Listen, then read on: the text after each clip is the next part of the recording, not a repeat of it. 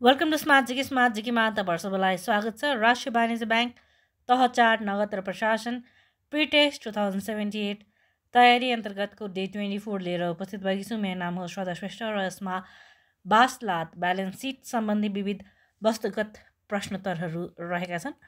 र smart GK नेपालको पहिलो नम्बर 1 अनलाइन इन्स्टिट्युटमा विभिन्न अनलाइन तयारी कक्षाहरू सञ्चालन भइरहेका छन्।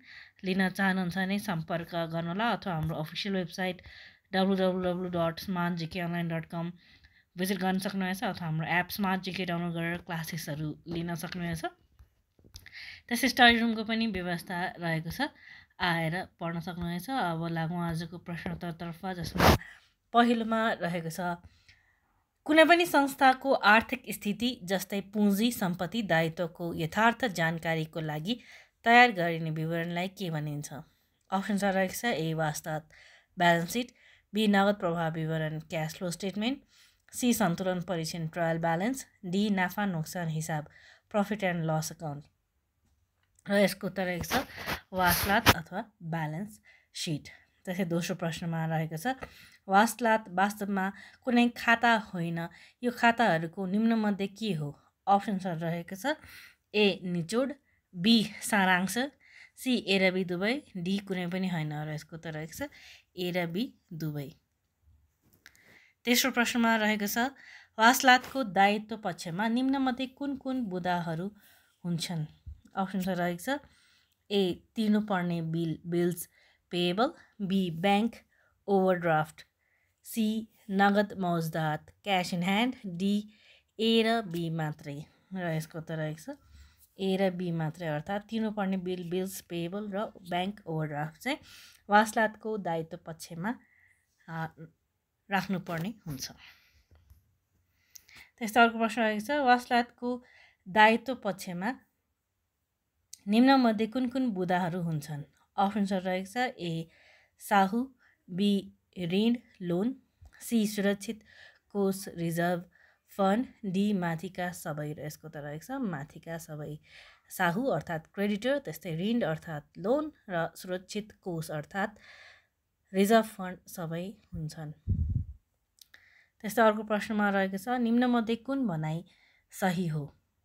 भनाइहरूमा रहेको छ, वासलातलाई संस्थाको कानुनी मान्यता प्राप्त विवरणका रूपमा लिइन्छ। बीमा रहेको छ, व्यावसायिक संस्थाको हकमा नाफा नोक्सान हिसाब खाता बनाइसकेपछि अन्त्यमा बनाइने हिसाब वासलात हो।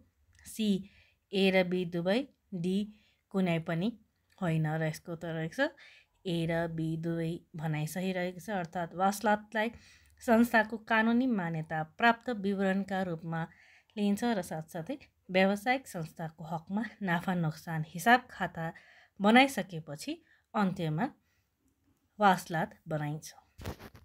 छैटौँ प्रश्नमा रहेको छ, वासलातले तलका मध्ये कुन काम गर्दछ? अप्सन रहेको छ ए व्यवसायको कुल पुँजी देखाउँछ, बी कुल सम्पत्ति र मूल्य देखाउने कार्य गर्दछ, सी व्यवसायको कुल दायित्व, डी माथिका सबै। र यसको त रहेको छ माथिका सबै। सातौँ प्रश्नमा रहेको छ, चालु आर्थिक वर्षको तिर्न बाँकी तलबलाई अन्तिम खाता तयार पार्दा कहाँ कहाँ देखाइन्छ?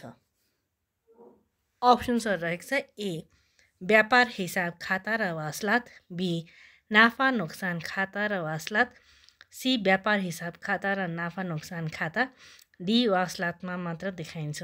र यसको त रहेको छ नाफा नोक्सान खाता र वासलातमा देखाइन्छ।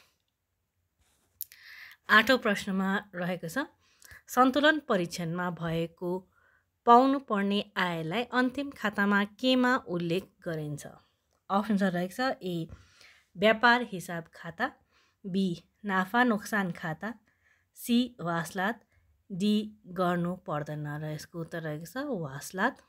त्यस्तै 9औँ प्रश्नमा रहेको छ, नाफा नोक्सान बाँडफाँड खाताबाट रकम बाँडफाँड गरिसकेपछि बाँकी रहेको रकमको अभिलेख कहाँ गरिन्छ?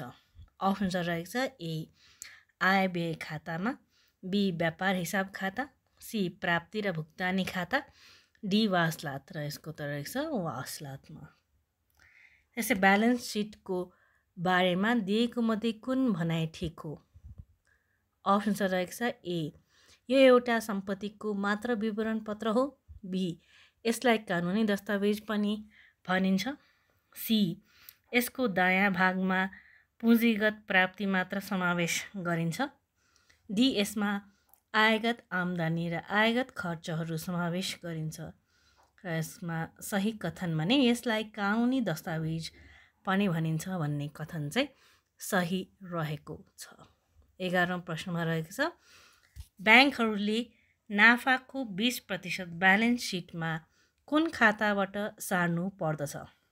अप्सन रहेको छ A, profit and loss account, B, profit and loss appropriation account, C, trading and profit and loss account, D, both A and be.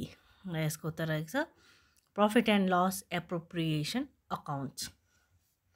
त्यसै 12औं प्रश्नमा रहेको छ, नाफा नोक्सान हिसाब प्रफिट एन्ड लस अकाउन्टबाट रु 1 लाखको खुद नाफा भएमा र साधारण जगेडा कोष जेनरल रिजर्भमा 20% रकम र रु 2 लाखको सेयर क्यापिटलबाट 15% बोनस सेयरका लागि छुट्याएमा वासलात ब्यालेन्स सिटको टोटल कतिले बढ्दछ?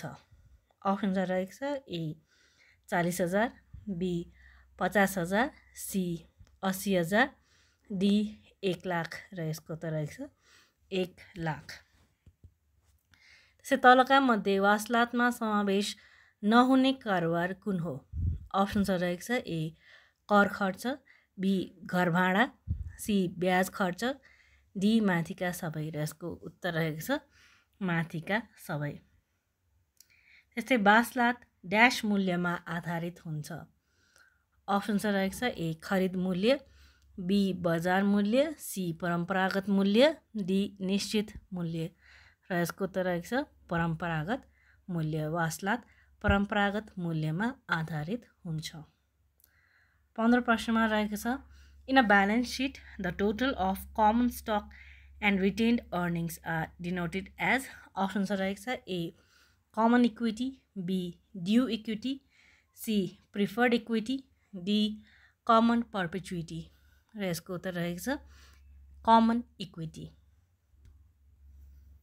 The account payable, accruals and notes payables are listed on balance sheet as। Option रहेको छ A, accrued liabilities, B, current liabilities, C, accumulated liabilities, D, non-current liabilities। र यसको त रहेको छ current liabilities। त्यस्तै the cash and equivalence inventories and account receivables are classified as. Option रहेको छ ए, assets on balance sheet, B, liabilities on balance sheet, C, earnings on income statement, D, payment on income statement। र यसको त रहेको छ assets side on balance sheet। So balance sheet is based on dash principle। Option रहेको छ ए, profit and loss account, B, accounting equation, C, trial balance, D, cash flow statement. र यसको त रहेको छ एकाउन्टिङ इक्वेसन। त्यस्तै balance sheet is prepared to indicate assets and liabilities at dash. Option रहेको छ A, point of time, B, period of time, C, accounting year, D, all of the above. र यसको त रहेको छ पोइन्ट अफ टाइम। त्यस्तै a balance sheet is a, option रहेको छ A, a list of all the accounts in the books of a business, B, an account showing trading activities of a business, C, an account showing the financial position of a business as on a certain date, D, a list of assets, liabilities and capital of a business at a certain date। र यसको त रहेको छ balance sheet is a list of assets, liabilities and capital of a business at a certain date. अर्को प्रश्न रहेको छ, capital expenses and capital receipts are moved to। Options रहेको छ A, trading account, B, balance sheet, C, profit and loss account, D, trial balance। यसको त रहेको छ balance sheet। Balance sheet gives information dash. Information of dash. Options are like A. Financial position during a particular period. B. Profit earning capacity for a particular period. C. Financial position as on a particular date. D. Operating efficiency of the firm. यसको त रहेको छ financial position as on a particular date. यस्तो अर्को प्रश्नमा रहेको छ and enterprises capital expenses are diverted to. Options are रहेको छ A. Profit and loss account. B. Partly to balance sheet and partly to profit and loss account.